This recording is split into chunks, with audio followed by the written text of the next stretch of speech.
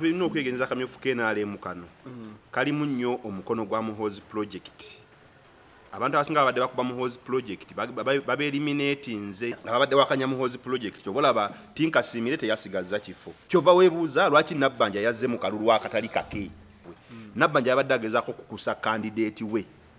Era instance yabaddewo yonna yavudde kwagala kukusa candidate we ba bonus masi baleeta oli olw'amaanyi. N'ekyakolebwa yali politics. Lwaki bagaba mmotoka ezo mu kaseera kano?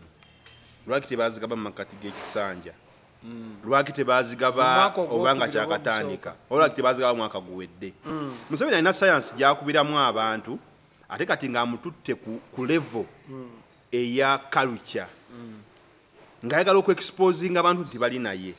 Ayagala okunafuya emitima gy'abantu olaba kabaka wange bamuwadde emmotoka. Olaba kyabazinga yafunye emmotoka kampagire mu 7. Kisanyusa nti Buganda wadde bagaye tebabayise. Kimanyi manzo baba bayise naye ne batayagala genda kuswazibwa kuteekebwa ku level ya wansi. Omanyi wa Buganda tulimu akensusso. Oli ku YouTube channel Agaliwo tuula kalira emboozi egw'amakerenda.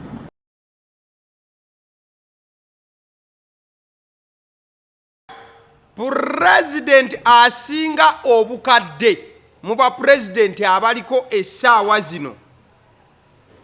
agambye nti agenda kuddamu yeesimbewo nate. President wa Cameroon omukulu amanyiddwa nga Paul Biya emyaka 92 egy'obukulu gy'alina wiiki eno yalangiridde nti agenda kuddamu yeesimbewo mu kalulu ayongere okuba nga akulembera abantu b'e Cameroon abamwagadde ekitenkanika. Ono nno yajja mu buyinza omwaka gwali gwa 1982 paka nakati akyabatwala. Kati ku myaka 92 gy'alina kitegeeza singa bamulonda nadda mu office ajja kuba ava mu office ng'emyaka agenda kukoona 10 bweddu ng'akyakulembedde abantu beeno. Omukulu amanyiddwa nga Paul Biya, amannya amatuufu bag'obuzaale ye Paul Barthelemy Biyabi Mvondo, yazaalibwa 1933. Agamba nti ye yekka akyalina future y'abantu b'e Cameroon yasobola okuba nga alengera wala. Ekisanja kyabwe kiwanvuwanvu mukko, so musajja waatuulako bw'ati ajja kugenda ofuluma nga bateekateeka mu celebratingira birthday ya myaka 10. Bweddu aba CD omusuzuzi ly'erinnya eryange Agaliwo gwe mukutu kwe tuli. This is the weekend show bulinaku olw'omukaaga essaawa 10 ez'akawungezi. One Michael buuza ku mulabi kano tukatuddemu babiri ali ebweru sembera basebo ne banyabo abalaba Agaliwo YouTube channel tubalamusizza era tubeebaza okubeera nga mwefiiriza akadde buli ssaawa 10 olw'omukaaga ne mutandika okulaba. Exactly. Thank you so much. Mukola kyattendo nnyo nnyini ddala. Ogenda mu nsonga esookera ddala moment kyekutte wiiki eno ekutte omugamba. Wiiki eno nina moments 2. Esooka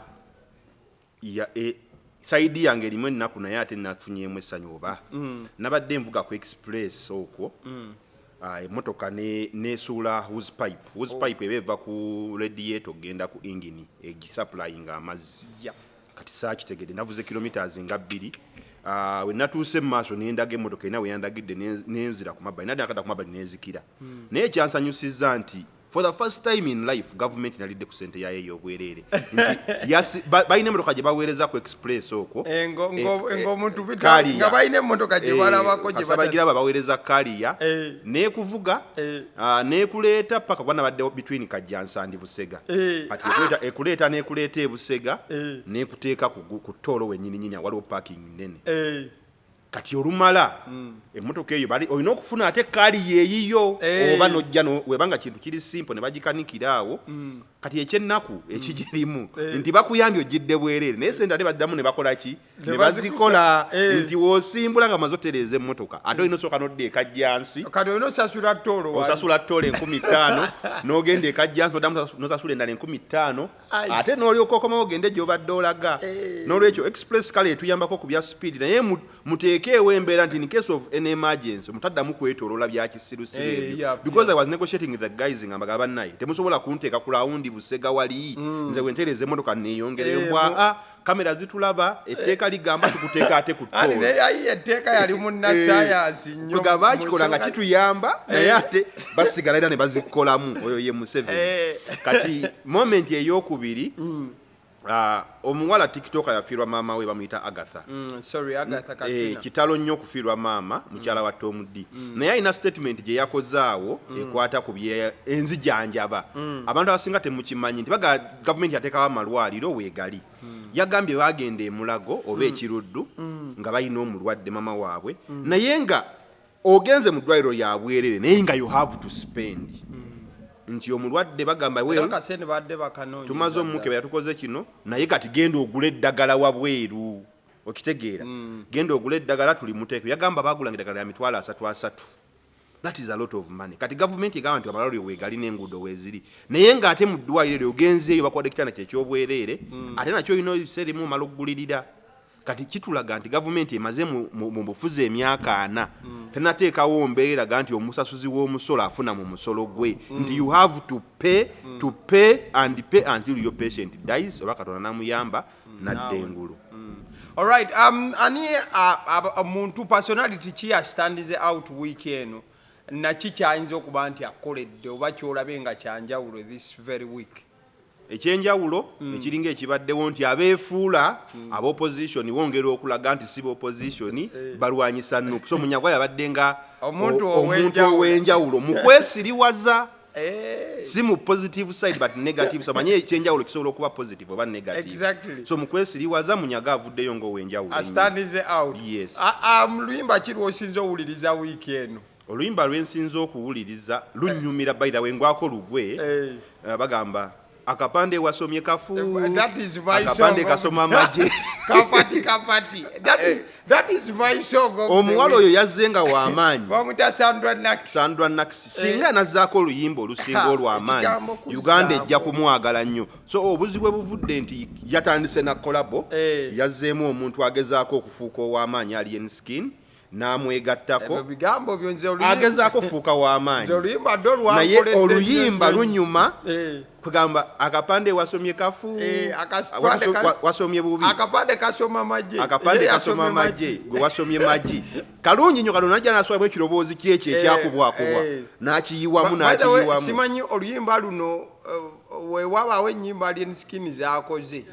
luno oluyimba ate yalukoze luno lugenda muzzengulu omanyi abadde yasiriikiriramu nga yavumbeera luno lugenda muzzengulu ku topu era bafangoni soldiers big up muli batabbu. I don't know but they took a lot of time. Omanyi oluyimba olwo omuntu waluwuliriza ayinza olowooza nti awuliriza kiyimbayimba kya bulijjo naye bw'oluwuliriza luli artistic nnyo olw'ensonga ekirowoozo omusajja engeri obwedda gy'akikola ayina ekirowoozo it keeps you listening obeera okyagala ogamba azzaako ki n'akawala engeri obwedda gye kasuulasuulamu gye kakola ki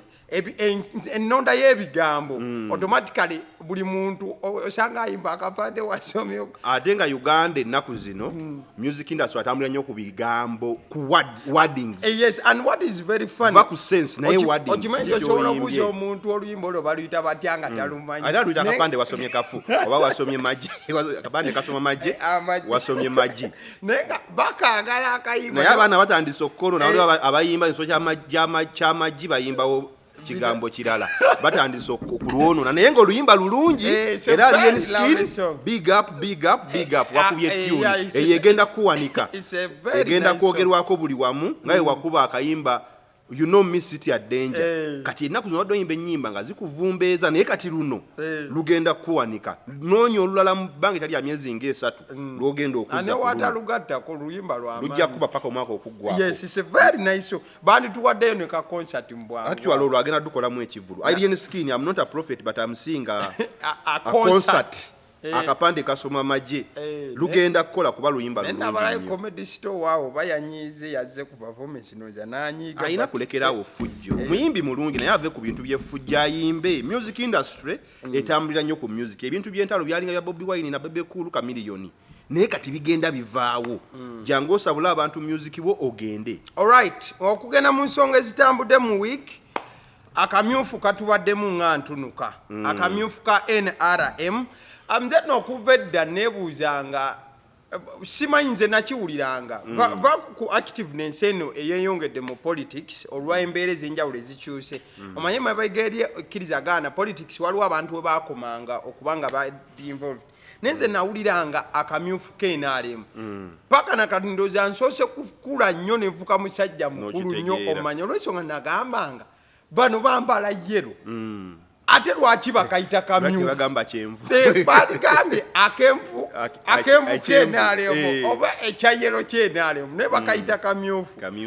but kintwalidde ebbanga zeno ekikayisa akamyufu nti bwemumanga mwesimbyewo omanye omuzannyo gw'omupiira gubamu yellow card ne red card kati red card ejjamu abatalina busobozi ekikayisa akamyufu nti ofunye red card n'ovaamu kyere kati kiri eriggo ogamba nti ngenda kusambira mu ttiimu bampadde red card ngenzemu eno oba ngenzemu eri obola abamu bagenda mu independent abamu ne bakozesa olukujjukuju ne begatta ku bibiina PFF yagambye balinze bonna egenda bafuna so wakati awo akamyufu kagenze maaso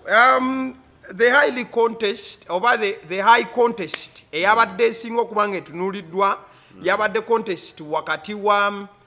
Honorable Ssekikubo Theodoro wamu ne Brigadier General retired Rwashande ono wagundi owa baptism cards ezo sibimanyi bannange ne mukyaka tutandikirawo naye nga Honorable bamukubye tayimuzi tu Honorable Ssekikubo bamukubye tayimuzi tu nti omusajja yafunye gumu kakaaga ono ng'ayina kanaana. That means abakubyemu emirundi emeka tine wasalawo n'agamba kale akakaaga kuzenfunye nkajjeeko Honorable Ssekikubo asigaza kanaana ngo nayina mutwalo. There you go. Kakati abantu birina okwegenza akamyufu KNRM kano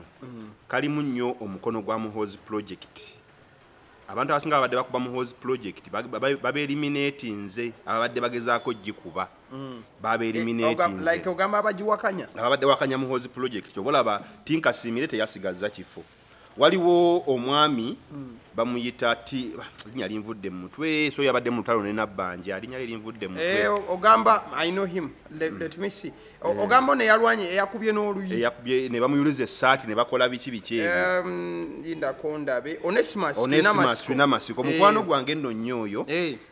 kuba he was once nti oluyi lwatuuse ow'omukulu he was once my tenant omanyi politics so naalimu influence nti bana abamanyi nti bali mu ffe byawaggulu bagala nnyo okuleeta abantu baabwe Nabbanja yabadde agezaako kukusa candidate we era instance yabaddewo yonna yavudde kwagala kukusa candidate we Onesimus baleeta oli olw'amaanyi kati that is NRM ne Onesimus nga yabadde mukambwe ennyo Onesimus ze sirabangako muntu akambwala ky'olina okumanya mu security yabadde okimanyi balangiridde embeera yabaddewo before genda mukalulu kano akaggwa Onesimus yali MP before 221 yali MP ng'alina 2021 teyadda bamuvuvuba kati yazze n'obusungu obw'amaanyi okuva mu kalulu ka 2021 akakamyufu KNRM kuba bamuvuvuba era ne influence ya Nabbanja ne baleeta candidate we kati yazze ng'ali determined kyova weebuuza lwaki Nabbanja yazze mu kalulu akatali kake yabadde azze kukola ki anti tebabadde mu sides ezo nedda buli omu yabadde ne region ye kati yabadde akima kimwako kyobola babadde wakavuvuŋŋano ng'agezaako okukusa yabadde tali center naye kenyini we nga bamumaze dde omulangirira because they say that is the reason why yabadde tali center ogwo kwekwasa yabadde agezaako kuvuvuba tinkasimi rather Tunamasiko Onesimus aleete candidate we n'amukuba era essaati bakulaze nga Tunamasiko essaati eyulise yonna poliisi egezaako yamba mukama waayo yabadde nagenda funa lulirwa mirundi ebiri baba bamukubako dde oluyi Nabbanja oyo mu kkubo omusajja yamukuba oluyi ng'ate nafuuka minisita waliwo yamukuba oluyi n'ayiika amalusu ne gayiika ne gawandagala tamanyi muzumingo bamusabula oluyi n'amalusu ne gawandagala eri oluyi lwaliko ne kukamera nagala ne mu ddwaliro nno kano ne yadagala lumuddemu problem weva nti bagala nnyo okukusa bate NRM yeyo kalicha yayo nti ekolera nnyo mu bintu by'okunyaga wofuna obuwanguzi obutuufu mu NRM kiba kyewuunyisa nnyo etambuliza nnyo mu violence kyobola bw'okuba abantu kwabaddewo nga kw'amaanyi abantu bakubiddwa abamu bafiiriddwa obulamu mu bitundu ebyenjawulo abamu bafiiridde na mu layini nti babaleese okujja okulonda naye nga balwadde waliwo ne yabadde w'omu ku beesimbyewo nattibwa simanyi oyo yayiseemu eyafiiriddwa omusajja Katonda yeebale nti kati agenda kufuna nga compensation lwakuba ajjako nti kati kyandibadde kya nnaku nnyo okubanga bawa afudde naawe ne bakko kuba mu kamyufu anti ekyokubiri era kyolina okujjukira kano kamyufu kubeera nakyo era nakyo kati yandibadde ennaku nnyingi nga bamukubye mu kamyufu ate na ng'afiiddwa n'omusajja so abanga omusajja yafudde n'aweebwa omukisa abantu ne bamulumirirwa ne bamulonda mu kamyufu n'ayitawo kwegamba akitwale nga compensation akitwale nga consolation alwane awangule bw'ata awangule agenda sigaza ennaku nnyingi nnyo ku mutima kati ekirala there is some politics yazanyudda mu kalulu k'NRM ako nga awantu abadde obululu abiri bateekawo bibiri ndoza bakikkaanyaako kuba n'ababadde bavuganya tebakikayanyeeko naye nga abadde balina okuba obululu abiri because ennaku zino tulina cameras buli wamu abantu bakwata gwe olaba emiwendo gye bakulaze polling station zabadde nnyingi buli region NRM eyina abantu batono naye egezaako yo nga yo okubuzaabuza mu Uganda ku ground gwagamba nti NRM eyina abantu batono abantu obwedda we bali nga balonda nga layini eriko abantu nga 3 abantu ekinene nnyo nga 5 gwe ogenda otunuulira vidiyo zonna naye ojja kulaba nga bagamba yafunye obulu mutwalo gwavuddewa kebeerwa emiyaga yennyini odda layini zikulaga ng'abantu batono naye anti bakuŋŋanyiza polling station ku DR forms zaabwe ng'olaba bataddeko 2 3 nja kupozingamu pozinga ku kya DR form in fact as I was reporting yesterday nakoze story ne wakati nga nimukola story cause nadde nfunye gundi eno nadde nfunye form eno eyaderangirira erw'emiyaga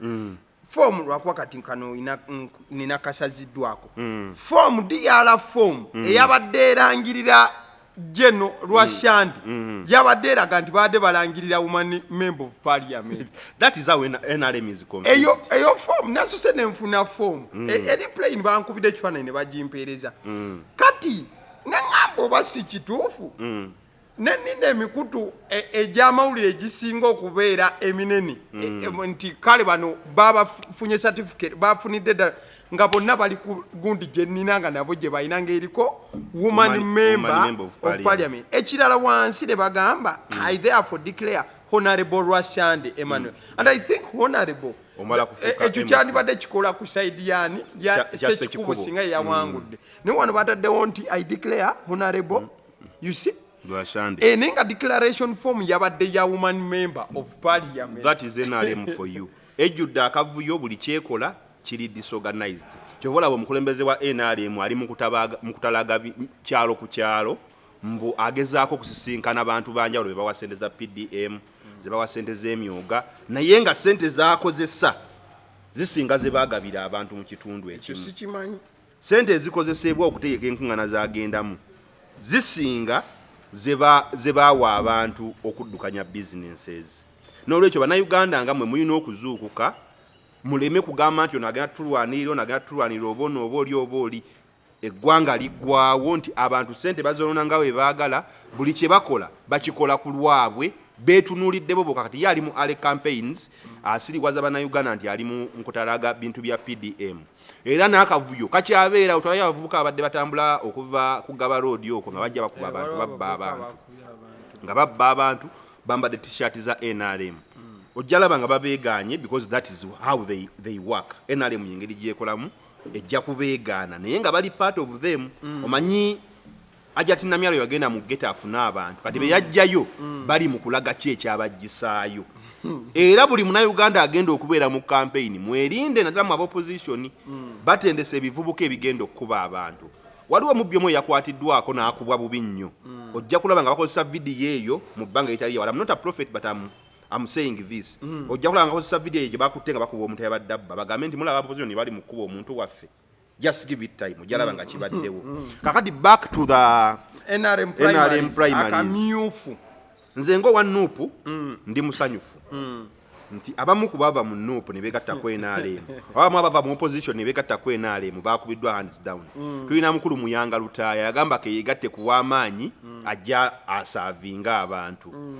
Is a seasoned politician yali w'amaanyi nnyo naye politics yagenda n'amwavuwaza yeesimbawo ne bamukuba akalulu n'agenda mu kkooti n'amusasula ssente nga nnyingi abonyebonye ne politics kati yasazeewo yeegatte ku NRM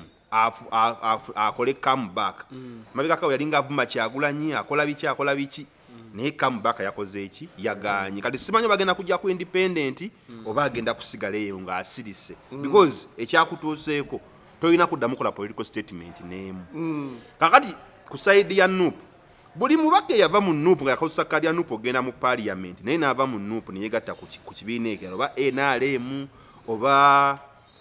eno ADF DF kale oba ADF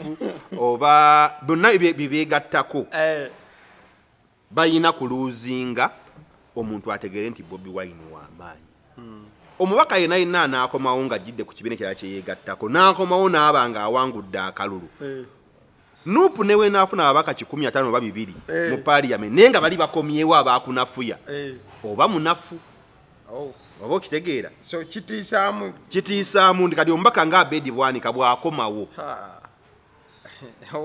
abaakusinza amaanyi omubaka nga Kakande owekitiibwa agenda kuba president yagala takyagala bufuufufu ng'akoppa Kyagulanyi bye yayogera kakati omubaka nga Kakande wakomawo ogamba w'entebe ono owe Masaka era but n'entebe waliyo Kakembo yes that is Kakembo kati Kakande wakomawo kiba kikulaga nti yali mutuufu oba yali mukyamu in one way or another decision y'okuva mu kibiina atadda gyagenze ne bamukubirayo akalulu nuupu esigala ewa in fact amaaso gagenda beera kati amaaso gatulundidde ababaka abo ba deserters abadizatinga barebo MPs abava mu nuupu ne bagendewa n'abalala bagenda beegattako kubanga just no kamyufu kano pagera sula ababaka abamu abatakoze and it is we are anticipating like tulindiridde I am sure some of them are coming out some MPs that have not worked bagenda kuvaayo bafulume naye just no anti n'ebibiina nayo birinze kati waliwo nga PFF ebalinze waliwo ADF ebalinze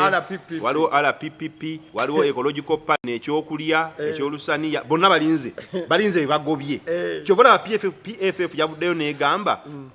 abasuuliddwa mu NRM mujje can you imagine omuntu akulaze nti ayagala nnyo NRM ye yalabyemu kulimu waaya tubalaga kikulaga nti bajja nga bo bazze bafa bifo so si kulonda cream nti kati oli NRM muwandudde ajjeewuwo omuyisa akwegatteko kikola sense tekikola sense yes sir kakati nuupu ekigenda okulaga nti y'amaanyi bano babaka abagivaamu bano ba Abedi Bwanika Kakande waliwo no Kakembo mbwate kamwa bonna basuulibwe akamyufu kabasuule oba bawangudde akamyufu bajibe esimbe wonto owa nuupu abakube handi naye abamwera tebagenda kujja mu kamyufu ate obasuubira okujja mu kamyufu ka NUP ka DF bali mu DF DF nti baso waliwo n'abaya akamyufu mu DF simanyi waliwo yali yewaggudde ng'agenze n'empuuga naye n'agaba waayi amasanyalaze gali mu nuupu Joyce baagala n'agaba bannaye amasanyalaze gali no mpuuga nkuleseewo ngenze nga ku ground biralamu emityana eyo n'akomawo mu nuupu oyo no kadi agenda gifuna w'amaanyi ayinza ofuna kadi kubanga ekyennaku abamwesimbyeko banafu tebayinza kuwangula minisita omanyi emityana balonda n'amagezi abantu abamu ojja kulaba nga akalulu bakawuddemu ate nona wajja nga ze yekka Joyce baagala bamukkiririzamu bamuwa akalulu nuupu eba efiirwa n'olwekyo nuupu muwe Joyce baagala kati kino ekisajja kimu exposinge bulungi nnyo ng'akukuta n'empuuga kati twakagaba okumuwa kaadi honorable twaha kagabo simanyi kyagenda kuzzaako will we keep quiet oba agenda sigala nga honorable tebamuwadde kaadi bagimumya nti kati agenda kuzzaako agenda kujja ku independent omanye ekiswaza omugagga kusesema ntula yatulaga nti NRM w'amaanyi mu NRM eno yali agize kweyogomayo w'amaanyi mu MK project biki baamukuyagaye genda tetwagala ne NRM ngeze tegeera omuntu ajagala okujja mu nupu yabamu NRM wadde okimanyi yaliwo NRM najja mu n'agamba asaze ajja mu nupu bakukusa ssente y'omu kubajja n'ekisawo kya ssente mu nsawo batuwadde ssente simanyize zaavudde yakomyawo ssente bambi omusajja oyo bwe bamubuuza mu parliament ssente zaavawo n'agamba president yoba yazikola ng'ayogera tebikwatagana n'agamba nze president yangaye nkomyewo ssente kati ye yali azijjeewa olaba okubutyankana ye yali ssente azijjeewa ng'akutta akasawo ka ssente kakati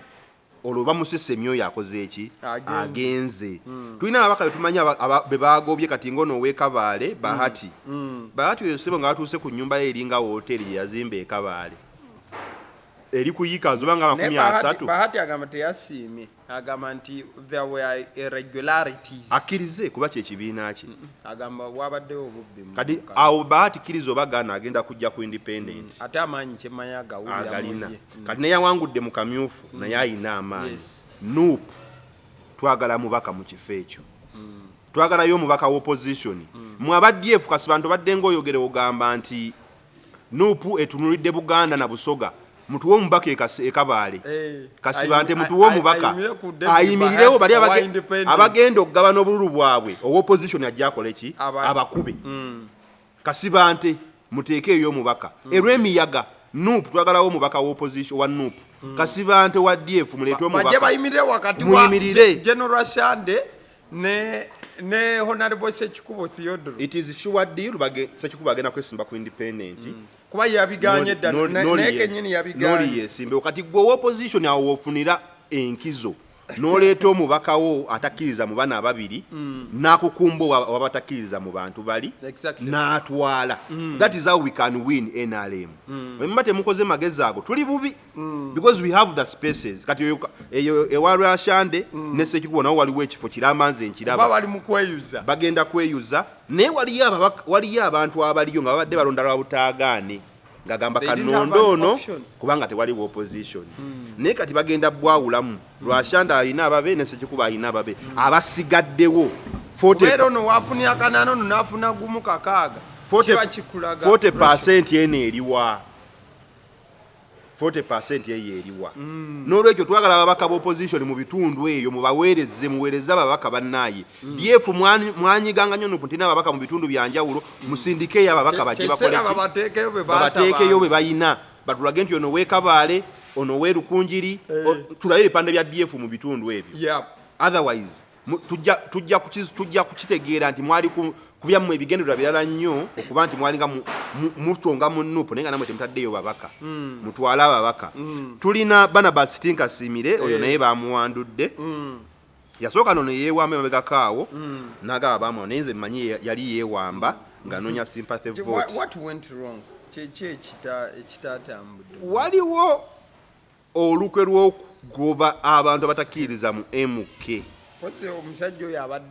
abadde avuma mutabani w'omukulembeze ng'amuyisa amuyita ekitamiivu amuyita biki naye kati olukwe yamuwamba n'amugamba n'avayo mawole n'amugamba mbu jamu twogere musajja ku bisajja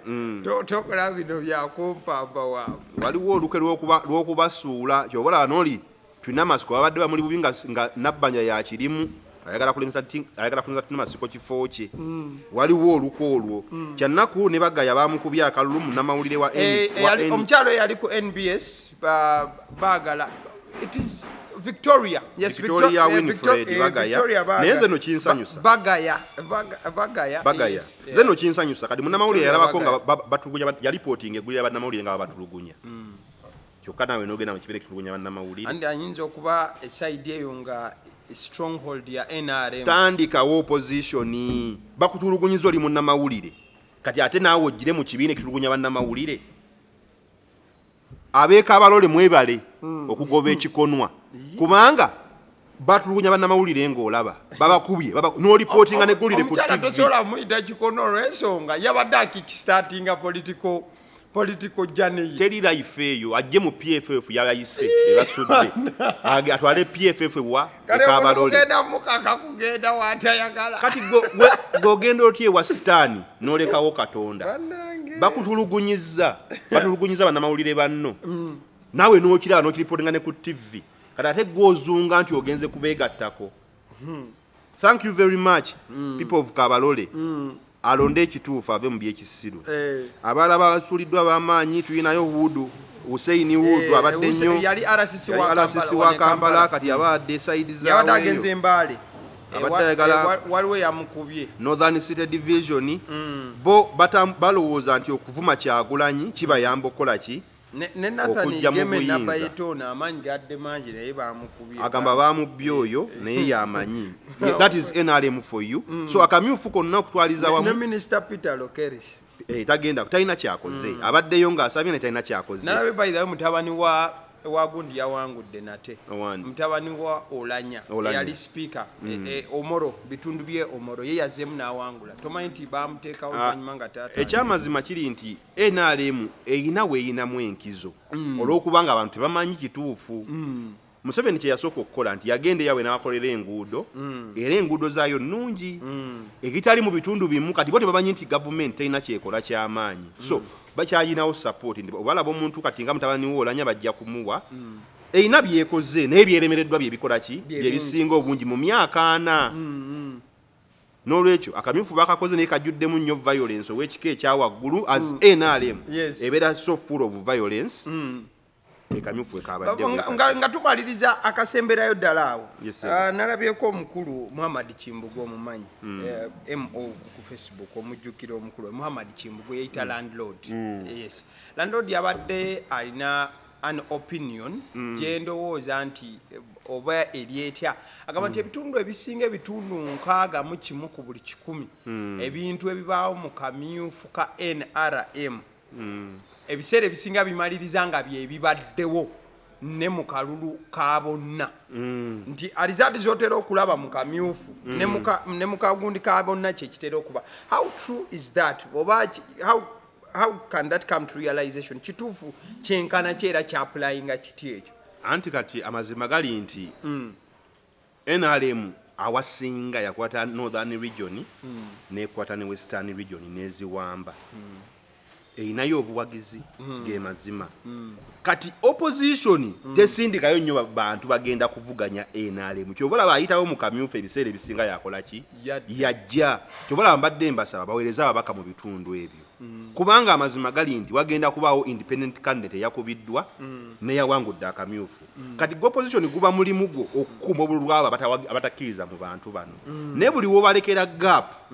mu bitundu ojja kusanga ekitundu nga tewali nawo opposition yesimbyewo because amazima gali nti batulugunyizibwa mu bitundu ebyo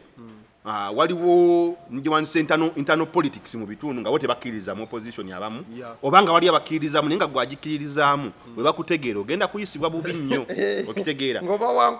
wankukutu kati abantu ne batya nze nalinako omusajja twali tukola naye musajja mukulu naŋŋamba ye ebyokulonda yabivaako weeyo ava mu bitundu by'ekazo yaŋŋamba yava ku byokulonda lwa nsonga ne bakutegeera butegeezi ku kitundu kyabwe nti gwe ataalonze Museveni bakuyisa bubi ne bategeera butegeezi ko ataalonze Museveni era bantu ngamba onaani ne babuuza onaani ne banoonyereza nti bategeera naani yazze n'akola ki n'asimba layini ani yatambulidde wano bw'oba ogenda kukafiiramu bakuboola kuboola kwokka kutulugunyizibwa n'agamba ekyali eyeewaabwe omuntu agenda bakuba obululu nga 10 because tewali resistance oba okitegeera tewali agenda kiwakanya because it is NRM versus NRM era ojja kulaba nga independence abasuliddwa mu kamyufu era we bajja bali okubanga beekubagana independent na NRM ate independent yavuddemu NRM era waayitawo najja abakusaidia NRM ne bagenda mu parliament okimanyi ekyo kuba automatically respondinga eri mukulu bo tebayina gamba nti olwokuba bankuba mu kamyufu ekibiina kanki kyabo kibali ku mutima ate tekitali mu opposition yoli watafuna kaadi wakwesimbako era ajjanga opposition wo ate ne bwamaliza byayogera biba tebirabwangako kitegeera kubanga waliwo omukulu juze yavaayo mu kibiina awo buli wabakwataka abongeza abawabu that is opposition for you naye nga kyeyayogedde Muhammad Kimbugu ekituufu lwa nsonga ebibiina ebivuganya NRM biganye okukola enteekateeka eteeka omubaka mu buli kitundu wadde waliwo okutulugunyizibwa waliwo okuboola waliwo okukoleribwa ebikyamu naye munyigirize muteekeyo abantu bwe kataligirya ojja kulaba nga tisitwenkana numbers mu parliament singa bagenda ku nkole bato ebeere nga wali level naye bwe munasuka mpunudde ebitundu we mulina amaanyi amangi kinafuya mmwe so si kubongera amaanyi. In fact nalabye speaker yayiseewo butereevu eyo nga teyeesimbiddwa akole ki ku ssente zaalina. Deputy speaker naye omukulu Thomas Tayeebwa is ready. Mitoma bagita I'm forgetting. Is it Mitoma? Mitoma eyo because waliwo gundi esooka one time nagenda okuziika Mitoma eyo mwami nga yafiiriddwa mukyala we n'akola statement kati nno kino njogera mazima mwami yafiirwa mukyala we alina oluganda ku bantu bange abamu ne tugenda okuziika mwami n'akola nagaba bannaye mwogerera deputy speaker yamuyita Tom mwogerera Tom naye Tom ayamba abantu nagaba kati nze nabadde mu ddwaliro nga ndi bubi ne mukubira bukubizi simu nangama mulwadde kuba mulwadde yali ayabisa omusuwa ku mutwe. Kati nga balina kukola operation z'amaanyi naye nga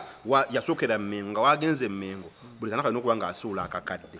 n'akubira speaker amunyaye naye nga amutwale emulago naga twakuyodde simu nga tugaa teri ekitanda kikalu n'agamba kanyogere nabo kati omwami ng'agamba speaker by just a mere call baddegekero n'ekifo kati naye mu bbaka gwe nempulira omunyankole nga abuuza nti kati olwofa talina ssimu ye yagaa kati olwofa talina ssimu ye tukole tutya okitegeera naga kati olwofa talina ssimu ye kati ekiro ekyangira mu bwongo nti kati babaali bakwira baga teri bitanda kati yali ku kitanda ekyo bamuteekawa bamutta ebyo sibimanyi. So mbadde gamba deputy speaker yawangudde butereevu side eyo Nyamutolo wa Edikenzo naye yayiseewo bulambalamba walogayo yali yakola ku NBS erinnya lye bambi Beyakubye I think bamuyita Beyakubye naye yawangudde bulungi nnyo nnyini ddala n'abalala omukyala Kadaaga naye kati yali ready ajja anytime round. Abanene abasinga Vice President Her Excellence yawangudde, Prime Minister yawangudde, abali mu bifo ebyo ebinene bonna abamu nno bayiseewo unopposed. FIFA President President era nga ye mwami wa speaker naye yawangudde butevure nnyo nnyini ddala agenda kubanga akomawo. So ndoza be bamu ku bantu betusobola okubanga abakadde bali mu bibiina ebyo abakuliridde emyaka mukyanoonya. By the way General waliwo ekigambo kye bakozesa mu Luswayiri abasirikale nga bekongulagire bagamba ongea sana General wa Pampa ajja kali agenda kuteesanga biki mu Parliament General oyo ne tulaba Kadaaga akaddiye ogenda kuteesa ki abakuze mu myaka mulekere wakiri abana bamwe bajje basaavinge mukuze mukuliridde. Ebigambo ebyo bya mukulu ono nga ye era yabivunaanyizibwako ebitundu 10 mbinako obukakafu. Kale Alison Painters yugi basiizi balangi bakugamba nti olina ekizimbe kipya oba kikadde ndabika yaakyo tekusanyusa wakamaliriza okuzimba oyagala kuba nti no apartments zo ozisiiga langi oyagala kuba nti ekizimbe okisiiga langi room emu room za 40 n'okusukkawo obungi bwa room zonna z'olina balina manpower esobola okuba nti bakusiigira langi at the same time obakubirako basobola okujja ku ground ne bakolera quotation nti weetaaga langi bwatira bino na bino ku 0705 19 36 0705 19 36 36 Hulk Property Agents and Managers Limited. Twewaayo okubayamba mu abakoze projects zammwe naye nga zibasumbuwa musumbuka n'okufuna ssente zammwe. Tuli nnyo mu rentals nti gwe wazimba apartment abapangisa tebakusasula bulungi abapangisa bagaana okusasula mu budde tukusaba otukwase bizinensi yeeyo ffe tukuŋŋaanyize ssente zo zifunenga mu budde. Ekirala kye tukola tutunda ettaka ery'enjawulo ku bbeeyi ensaamusaamu n'ebbeeyi eyagula oyagala eka tugirina oyagala eka tugirina tulina ettaka mu bitundu eby'enjawulo ojja tukubira amasimu tukuyambe. Tuli ku 0774 75 819 oba 0702 75 819 jangu tukuyambe oganyulwe muntu oyo zo tobonaabona namupangisa nga basobola omuhandolinga weetuli. Naawe ayagala oggula ettaka oba atunda ettaka tukubireko ku ssimu ezo tukuyambe. Okay, thank you so much. Awo nga tuvuddewo waliwo omukolo gwategekebwa wiiki eno Kololo awo Minister Amongi wamu ne Her Excellency the Vice President of Uganda omukyala Jessica Alupo be baali presiding over omukolo guno baali bayise abakulembeze ab'ennono oba abakulembeze abakulira ennono mu Uganda yonna oba cultural leaders tugambe bwe tutyo abasukka 15 kati mu kusooka nze omukolo ngulaba nendaba emmotoka nga nnyingi emmotoka ezitemagana zi V8 wamu ne Toyota Hilux ebika ebyo nga weebiri pick up ne zine za V8 kati ze nali sitegedde butuufu bwa mukolo kozi nali sitegedde kiki ekiriko kati picking atya interest ngenda okulaba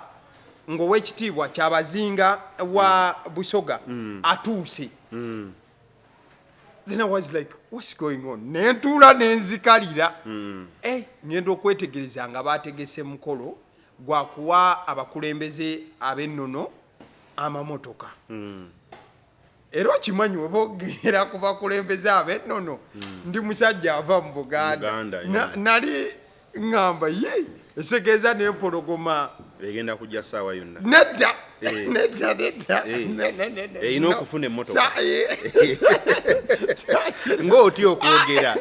Kuba omukolo baba babayita bajje. Oba olina okugendayo. Ekyokuyitibwa nali sikitegedde. Ekyokuyitibwa nkimanya luvannyuma ng'abakulu baga tebannatuyitako. There you go munnange. Kaakati kyonna ekyakolebwa yali politics. Byabufuzi. Lwaki bagaba mmotoka ezo mu kaseera kano? Lwaki tebazigaba mu makati g'ekisanja? Lwaki tebazigaba obanga kyakatandika? Lwaki tebazigaba mwaka guwedde? Museveni alina sayansi gyakubiramu abantu ate kati ng'amututte ku level eya culture. Ng'ayagala okweexposinga abantu nti bali naye. Ayagala okunafuya emitima gy'abantu olaba kabaka wange bamuwadde emmotoka. Olaba kyabazinga yafunye emmotoka kampagire mu 7. Byonna bye yakola timing entuufu nti tugenda mu kalulu kambayite nzibawe kati. Tubuzaako eminsi giwera myezi 6. Abayita budde buno abakole ki? Abawe emmotoka. Well, oba yagadde okudonatingira abantu abo.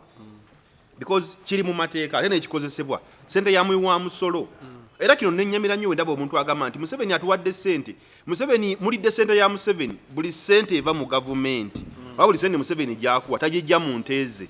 Tagijja mu bya bugagga bwe. Akwata ku ssente ya muwi wa musolo. Era aba akuddiza ku ssente ya muwi wa musolo. Ndaba nnyo abayogerayo ssente za PDM simanya ssente za Museveni. Si za Museveni. Ssente yo nange noono n'oli ali ku kamera. Ssente yaffe gy'azannyiramu n'akola ki? N'agaba. Naye kisanyusa nti Buganda wadde bagaye tebabayise. Kimanyi manzi baba bayise naye ne batayagala genda kuswazibwa kuteekebwa ku level ya wansi. Omanyi wa Buganda tulimu akensusso. Uganda yali Buganda oba okimanyi ekyo yasuubizwa oluvannyuma ennyo nti Buganda nsi anti ensonga za federal sije sibukazi butereevu Buganda nsi ndi ffe twali tukulira Uganda nga batuyita Buganda. Buganda has her own independence. Her own independence has everything. Nti tuli banjawulo nnyo okuba nga tugenda mu katembango era kinsanyusa okulaba nti bagamba tebabayise. Museveni oba okola ebintu ebimu tewetaaga na kamera kati ng'okuwa Wakabaka emmotoka okuwa bwaki abazinga emmotoka zitwala ozibawe. Naye because it is political time, because it is a political timing game, yakikoze bwatyo. It was all politics. Era kyannaku nti abakulembeze bo bakalichaze ezimu bagudde mu katego ka Museveni ne bakima emmotoka ezo. Kiswaza oba omudegradinzo mutambuza okujja okukima emmotoka. Kitegeeza kyo muwe emmotoka ng'ate ne ssente z'okozesa za muwi wa musolo. Kyannaku naye bakyabajooga nnyo emutayimiire ku bigere yammwe ng'abakulembera kalichaze ezimu. Okay, by the way, nalabye minister bw'amaliriza ayogera n'agamba amawulire baali bagaye kati Buganda yo bagitadde ebbali naki kati minister n'agamba nayogedde nabo ne tuteeseganya emmotoka baŋŋambye nti okusinziira ku nnono zaabwe tetusobola bagulira ki mmotoka tekisooka kati ne batugamba tubawe ssente n'agamba nti twasamarayizinze financial ya yonna ensimbi zaabwe ne tuziteekateeka ne tuzibawa era kyeke twagibawadde tuba tuli awo w'ekitiibwa Noah Kiyimba ku lw'obwakabaka naga nedda ssebo temwogera ebyo bintu temunnatuwa ku ssente tetulina kye tumanyi tetulina kye twawulidde tetulina politics bali mu politics bagezaako kugula mitima gy'abakkiririza mu bakulembeze b'ennono kati minisita aba agamba nti ati ye politics alimu politics is a game muzannyo gwa kulimbalimba muzannyo gwa kulimba kati alimba abikkirire nti Buganda tefunye abikkirire n'ekyassanyu ndi tulina batwogerera bavuddeyo ne bagamba tebinnabaawo baba nga boogera mazima era sente we ziriba zituuse bajja tugamba naye kyannaku nti baakutta abakulembeze b'ennono ne mubazunza bajje bakime emmotoka kyannaku nnyo Museveni ebintu byemukola abantu biswaza anti bagambye nti no in fact ekirala omulabi ataala bw'oba ataagoberera this is information bw'oba mandiriza baakubiriza abakulembeze b'ennono okwongerayo message oba balina message y'obukulembeze wa Museveni baali bagezaako kuzanyira ku bantu manyi ya mu student of psychology kozesa kulembera onafuye abali wansi buli omukulembeze w'omulaba nga yeetabye mu kintu kitegeeza naawe oli wansi aba akiikiridde ggwe kati buli mukulembeze yakima emmotoka ekkololo yakiikirira baakulembera kuba gwe mulimu gwe bakiikirira kyovula abavubuka banyivu ku mikutu gino ebana bange obukulembeze bwaffe tebuvayo kwogera ku nsonga zimu ezibeera ku bannayuganda ne ku baana abaganda basibiddwa emyaka mingi naye basirise kyovula abaganda abamu banyivu nti gwe omukulembeze kikkakatako okwogera ekituufu nti gwe buli woovaayo oba okikiridde abakuli wansi weero oyinza obutalaga sayidi naye kikyamu kyogereko okitegeera yogera ku kikyamu ekituufu okyogereko omusajja wakola naga nkoze kino gamba ye akikoze naffe nga tukirabako naye kikyamu kisigale nga kikyamu basibye abaana olwa politics emyaka gigenda kuwera 5 tovangayo basaba naye ng'osobola obbasaba kubanga amaanyi ogayina tewali agenda kukuba miggolo okubanga obasabye tewali agenda kuvuma olwokubanga osabye abaana abakola ki abaasibwa vaayo kyogereko kubanga gwe buli wojja oba okiikiridde abakuli wansi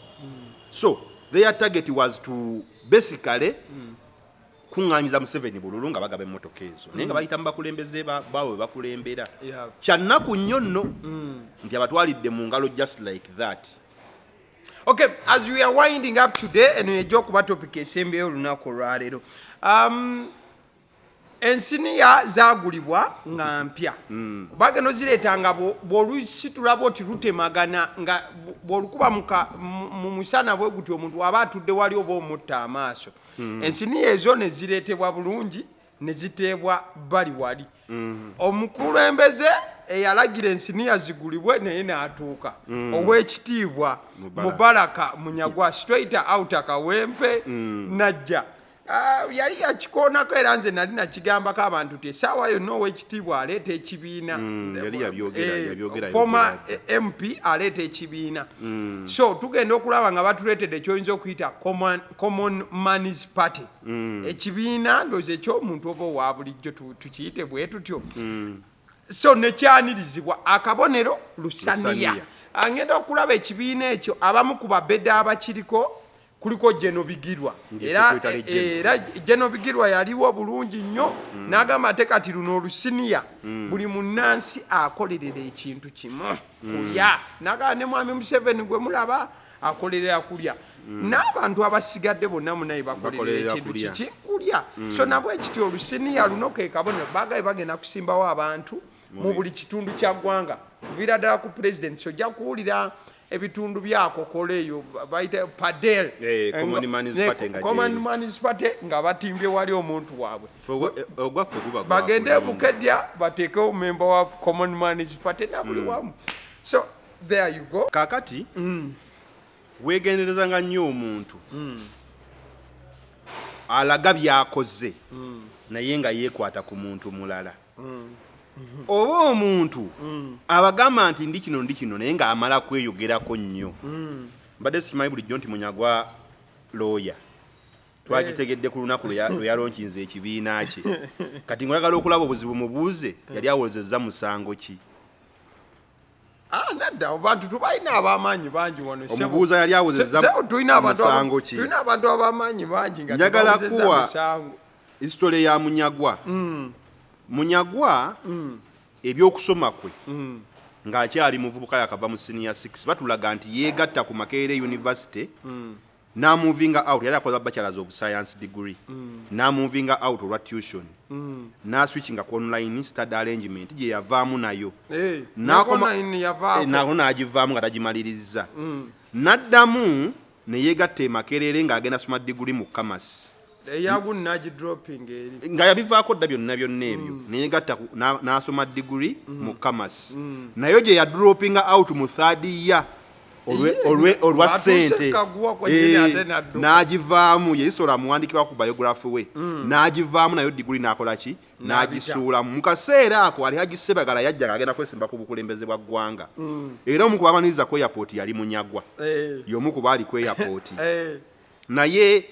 nga Munyagwa yagala nnyo okuyingira mu active politics bw'atyo kati neyegatta ku Ssebagala eyatuuka n'amulyamu olukwe naye n'amwesonyiwa Alhaji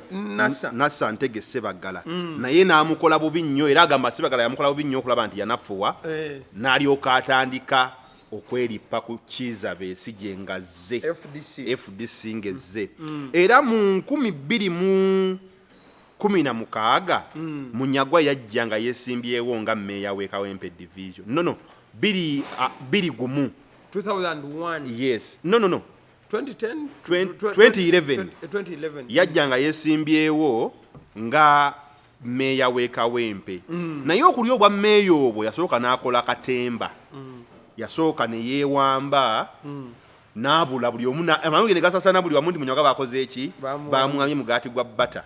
era politics bamutambuliriza mu katemba oyo bw'atyo olwo ng'alina maanyi ga Kizza Besigye aga FDC yasooka najja kati yagira mu FDC n'alyoka yeegatta ku FDC n'abeera nnyo ng'atambula ne Kizza Besigye ng'akyali meeya awo era mu biseera byawo okutuwaaka biki Munyagwa yali active nnyo ng'agezaako okuggusa ensonga era tukiraba nti mu 2016 yafuuka MP omujjuvu era n'aweebwa n'akakiiko kakusase after some time nsuubira yasoma we yabeera meeya we yasomera amateeka gayogerako yasomera obwalooya naye olaba mu history ye wa mu biography ye tebagulaga kumalako kusoma kwa degree nakumu kati ateekwa okuba obwalooya busoma nga wakati awo ng'afuuse active in politics n'alyoka asoma obwalooya bwe yafuuka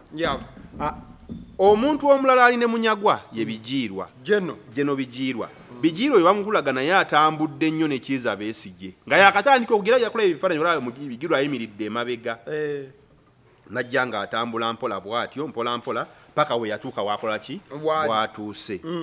tubaaniriza mu politics gwe basazeewo okuyingira okukola ebibiina bya party naye obuzibu bwe tubalinako nti ngenda kuwa ekyokulabirako okuva lwe bakuba Munyagwa Akalulu Munyagwa agamba musajja w'amaanyi nnyo nenjagala kuwa records kankebere na ku ssimu wano nkuwe records okakase Munyagwa okumujja mu Parliament mu 2021 teyali wadde wakubiri yali wakusatu mu kalulu ako Bashiri Mbazira yamukuba n'obululu emitwalo 2,655 ne waddako omwami yafuna kanana something erinnya linvuddemu kati Mubaraka Munyagwa yafuna 3,000 esekeza yakwata kyako yali wakusatu anti akulembedde yali wakusatu eyaddako yafuna kanana eyasooka yawangula kuddako yaddako Munyagwa yali wakusatu yafuna obululu 3,748 omuntu agamba nti abadde mu politics nga w'amaanyi nnyo singa yali akutte kyakubiri Bannayuganda bamusabye nedda nzijja simanyi kuba bamusabidde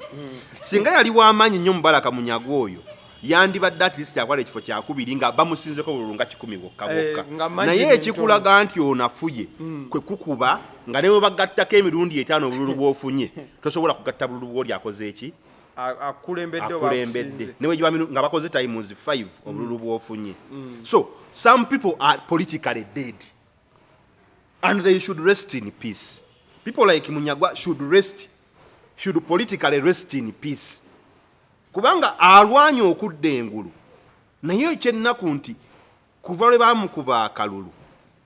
abadde nga Kalulu kali akagwa bwe kati waitawo emyezi ng'ebiri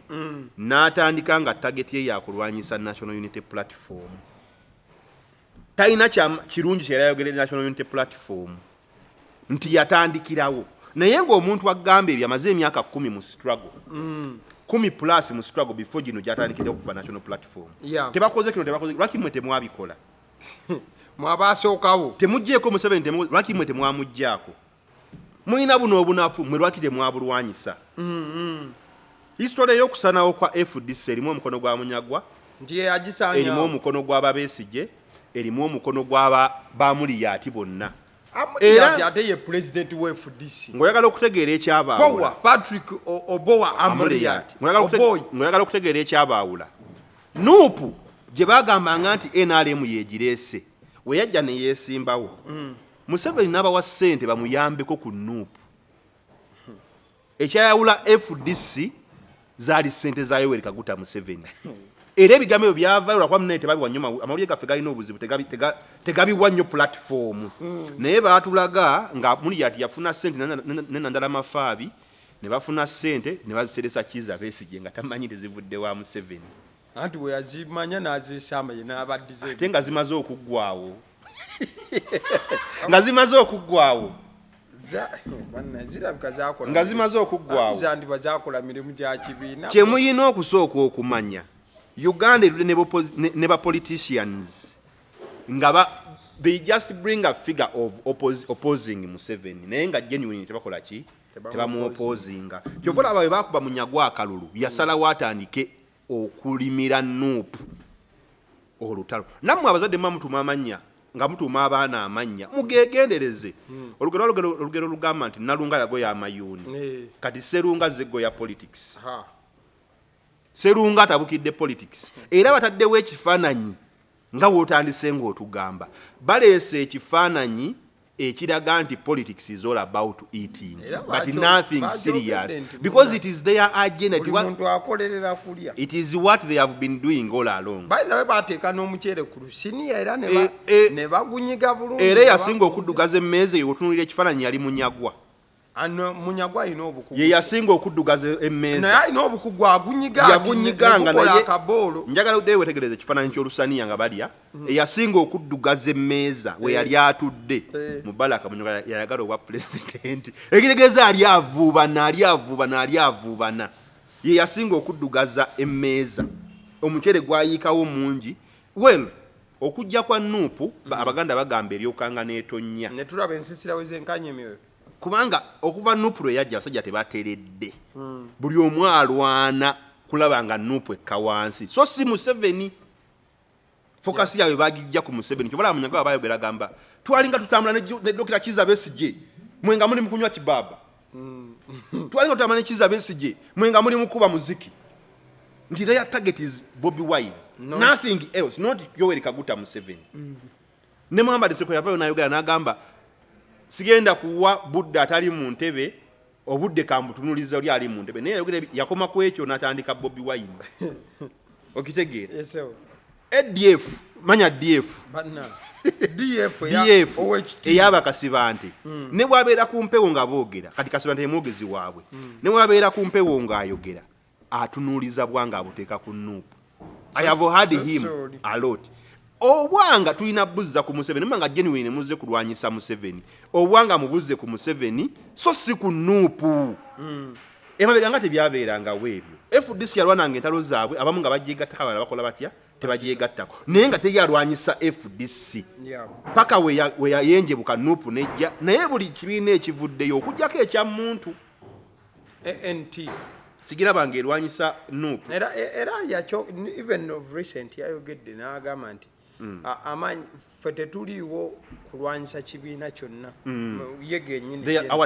n'agamba our target is kati kikula olaba naye akirabye nti bana balwanyisa nuupu well mugamba nuupu ekolera Museveni mwe mukole ebyammwe okitegeera mukole ebyammwe jeno bijiirwa sekuta jeno w'ekibiina naye okuva lwe bamugoba mu nuupu jeno nali manyi yali yakoze ekibiina ate ekikya ndoza tewali busobozi yakiyita Eastern what kati olwo yali namulabako yalina ekibiina kyali ayagala okukola ebisoge eyo nga mugwamaanyi nga aguyita simanya Eastern yali ayagala kukola kibiina nga kya Eastern nti nabo bagabane balye kati kirabika fanda n'abagamba asenete zikyawera mukole kimu okitegeera kuba yakolako n'omukolo mu busoga eyo ng'alonkinga ekibiina kamera nze newunza okulaba Jeno Bigirwa ate nga y'omu ku banene abali mu Common Man's Party. That is the politics of stupidity gwe batambuza nti siriwaza buli ategeera ndi Museveni abawa ssente ne basalawo okufuukira abasiru bo ne basiriwala ne basalawo basiriwaze n'abalala nabayeko Munyagwanga ayogera ng'agamba bwe mutulaba ku zzungulu mulooza tetutegeera nze ndi looya wadde mbeera ku zzungulu nayogera n'oluzungu ebigambo byazeeko byadde bya luzungu ebyo nabyebuuza na ku munne bye badde ayagala okwogera kaakati kyassanyu nti bagenda okwogera statements zaabwe manyi buli woyogera ennyo maliriza okoze ensobi eggulo nalabyeko omwami Kyeyune akwata zzungulu ng'agamba Munyagwa yabaweerezanga ne vidiyo to promote him politically ngabaga kano tekanyume mukagattemu ng'ayinza gy'abeera ne bakwata vidiyo ze n'abaweereza bakole ki bagattemu nga NTV teyabadde okukwata mawulire nga baga mukagattemu mu zzungulu to promote him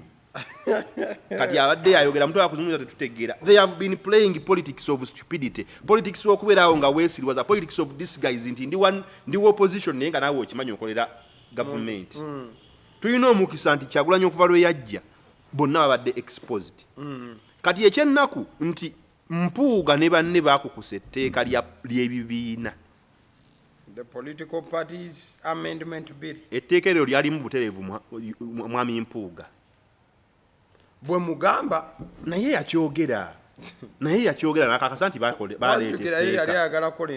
kuba lyaliwo nga kuliko nowa NRM yaliriko ne batambuza ne bayisaamu etteeka bamala yajja na electoral reforms then ne bakukusa etteeka lye baleeta eryabibiina kati buli muntu akola ebibiina kusigala ng'alya ssente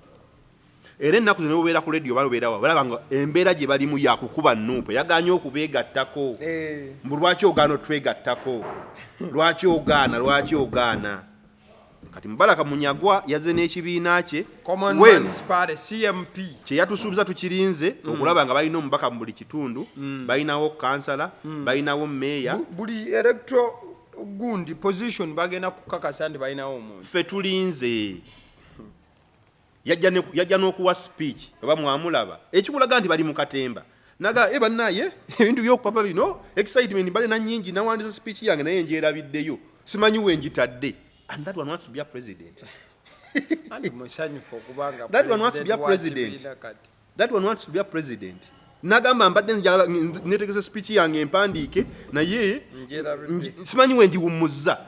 Really? How disorganized are you? Tonya na muntu akuyambako ku bintu bya speech ng'ogenda kuba mukulembeze. Their target is Bobi Wine. Era yavuddeyo n'agamba abalala mwogere naye nninza omuntu omu abeeko kyayogera. Nti their agenda is to attack Bobi Wine. Is the target.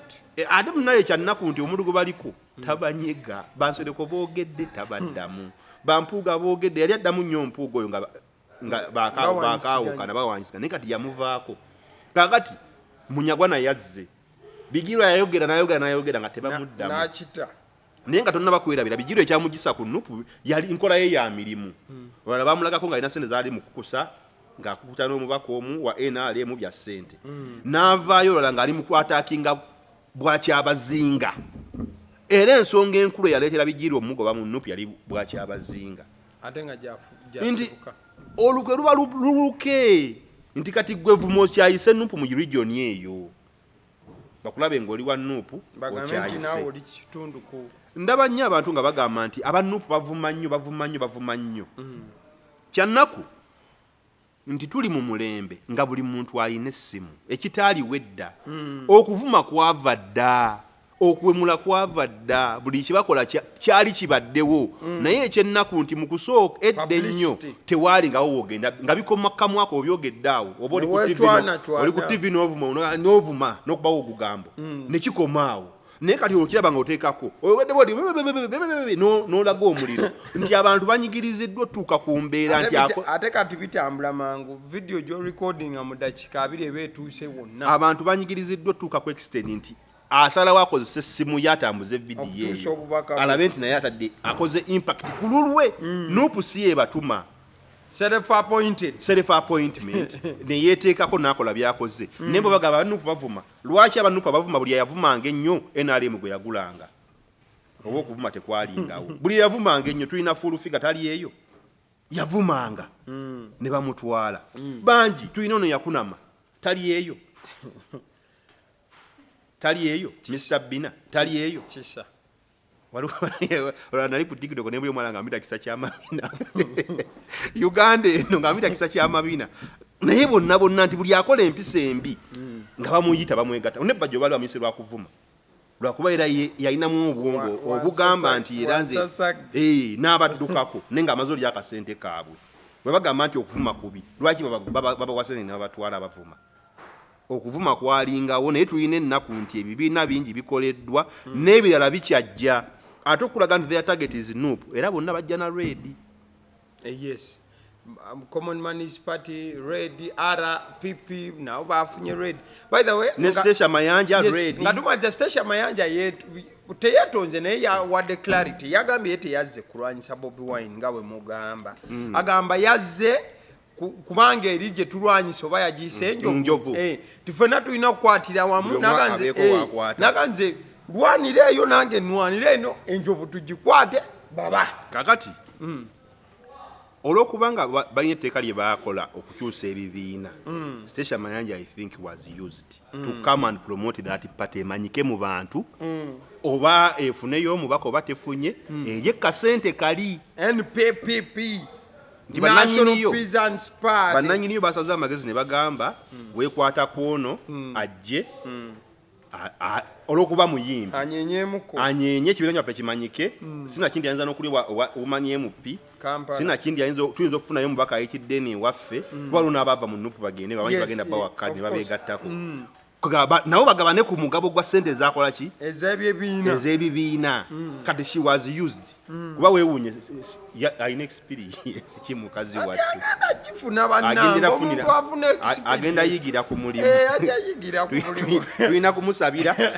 ayigire bulungi ku mulimu gwe yafunye ogwa president naye nomala omubuuza ebintu ebiri tekiniko ajja kuba nga talina kyamanyi naye katumusabire she's being used to eat money era ebibiina bingi bikyajja teweewuunya waliwo nekyayo kigenda okukolebwa wiiki ejja because waliwo chance gye baaterawo buli muntu nti alina ekibiina bannayuganda tebamanyi bumanya nga tumaliriza this is a point of information bannayuganda abali eyo ennaku zino ebibiina bye mulaba ebimeruka tebali mu kuwandiisa bibiina bipya bazuukusabya ebibiina bingi sofa guno omwaka ebibiina bibadde nga 3 bye banveirinze ng'ebibiina ebyo byawandiisibwa mu 2 kituufu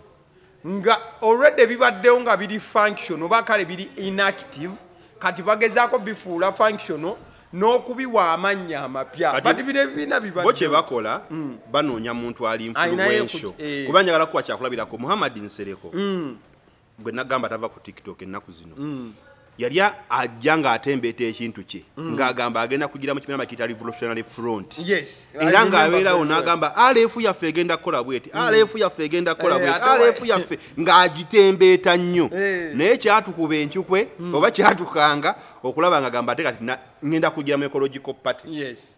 nti wabadde ebibiina naye nga Revolutionary Front ate simanyi ate yo kikyatuukawo anti kati olwo yalaba nga process y'eggwanga kigenda kubeera mpamvu bange erimu n'okuspendinga ssente yani n'okutalaga eggwanga ng'ofuna emikono biki n'asalawo n'agamba akampite wano n'ajja ne bazuukusa ekibiina ekyali kyasirika kyekimu ne DF nayo kyali kibiina kirala nga kyasirika DF bagikyusa linnya kuba baali bagamba bagenda kugira mu yali Democratic Alliance nga baagala kifuula kibiina naye nga paperwork gye bafuna si yali eya Haji Musa oba Hajani eyagundi ey'owekitiibwa naye waliwo yagiwandiisa mu 2 era certificate za 2004 kati bakyusizza linnya ekibizuukusizza byonna nti balabye ssente ezigenda okwewa buli kibiina kati buli omu alwana aleeta ekibiina kye naye ekyamunyagwa kyo unfortunately yakoze ekikye tekinaba na kuwandiisibwa unfortunately kuba owa isi yavuddeyo n'agamba tetunnakiwa kati n'oliko ebyo nekyo ekya RPP era baavaayo dda mu Electoral Commission bagamba nti tebakimanyi ku paper bajja biwa because they are trying to fight NUP nothing else right. Their target is fighting NUP okugizza wansi naye balabye kubanga Uganda eyina abantu abategeera bavubuka abategeera eyina abantu abakulu abategeera ojja kulowooza nti bavubuka bakabe babageera nupu naye waliyo n'abakadde waliyo n'abasajja abali myaka 5 myaka nkanga bakkiririza mu nupu wala ku kitebe wali abatwalayo ssente banjawulo olaba omukadde nga zze n'ogamba ono abaddewa abantu bakooye gavumenti ya Museveni.